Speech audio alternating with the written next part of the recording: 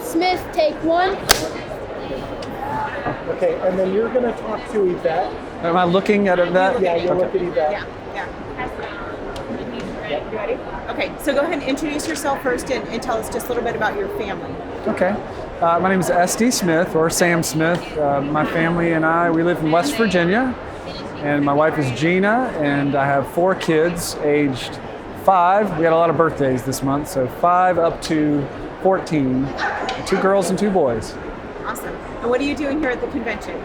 I've come here as the author of a little series called the Green Ember series.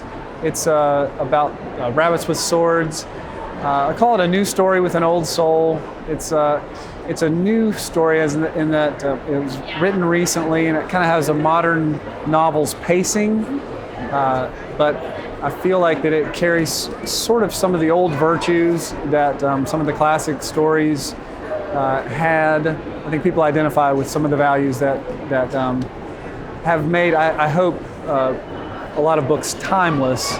It feels connected to history in a way that some other modern stories may not be as much. So the series is called the Green Ember series. There's 3 books so far: the Green Ember, and then the sequel Ember Falls, and then we have a little prequel called the Black Star of Kingston. Talk about what kind of virtues you're trying to portray in your books. Well, I don't want to be misleading because it is a straight up story. It's fun. It's designed to delight.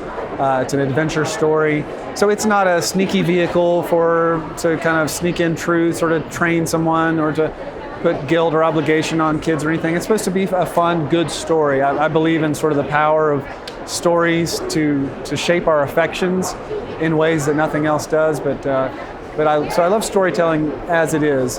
But I think it's got that old soul. There are a lot of virtues that are, I think, inherent in it. And it's filled with an idea of hope and longing for a restoration. It's kind of the heart of it. It's 2 rabbit siblings that they have challenges, but they're for each other. So it's about siblings that kind of get along. There's a lot of things that people have come and told and communicated to me that they appreciated about the series, maybe that I didn't always even intend.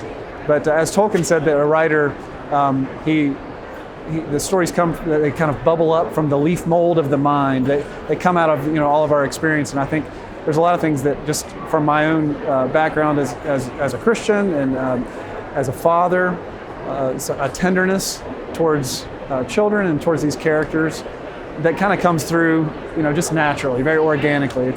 I haven't really been calculating like what virtues I want them to learn. It's been more natural than that. But I think it's happening anyway because it's authentic, because it's organic. It's because these are stories that I made for my kids, and I think other people have just sort of caught what I was trying to do for them, which was really just love and serve my kids with a good story. Awesome. So you mentioned you have 4 kids. You're a homeschool dad. Talk to us a little bit about why you've chosen to homeschool and the benefits that you see in your family. Well, we love homeschooling, and that's one reason why I love being here and love this audience, if you will, these readers, is because these are families that are just very intentional. Homeschooling's got challenges. There's everything from really poor to really excellent, and it's wide open and it's free. But we loved it because we want to be free people, and we felt like that there were things we could give our kids that they couldn't get anywhere else. And so we were excited. I think homeschooling is a community of people who are living very intentionally, very purposefully, and they are wanting to invest big segments of their time in giving their kids really good gifts. So I don't think of it as like even just so much as like a big philosophy of education, as a philosophy of life, that all of life is about learning, and that's a part of life, and learning and growing and developing and mentoring, and so.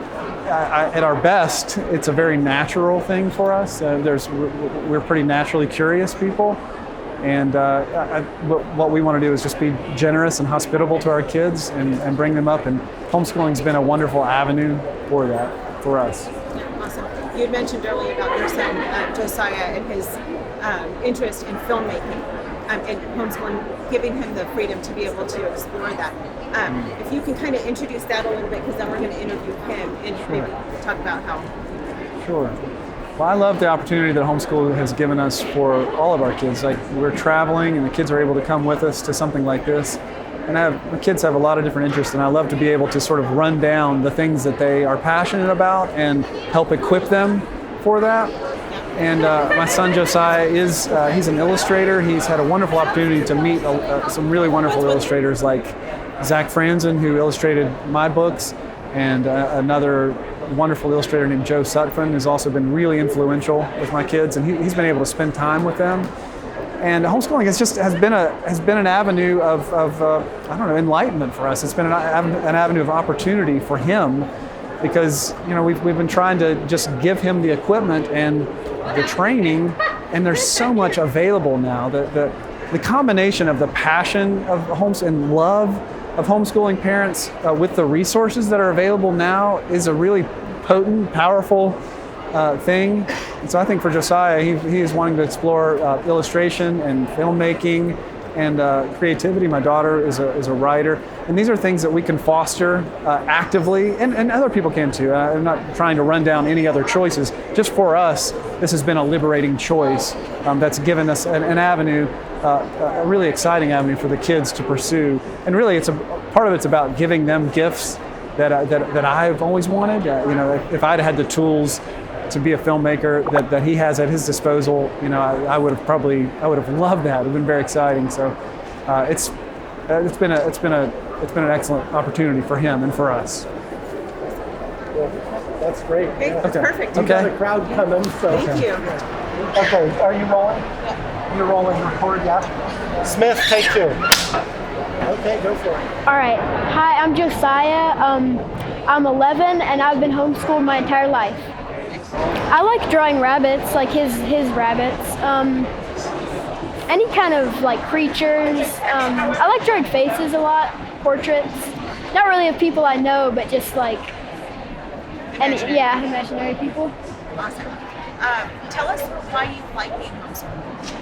I like being homeschooled because sometimes you get to choose when you get to do your work, and you got the same amount of work, but you don't have to do it all at once, and you get to break it up and do stuff in between, fun stuff. Yeah. What do you think is the hardest thing about being homeschooled? You don't get summer break. At least in our family, we keep on doing school through the summer. But you also get to travel a lot, right? Yeah, we do. So what is one of your favorite things about being homeschooled? I like being able to do it when I want to. I like my mom as a teacher. She's a great teacher. Do you have besides arts, do you have a favorite subject?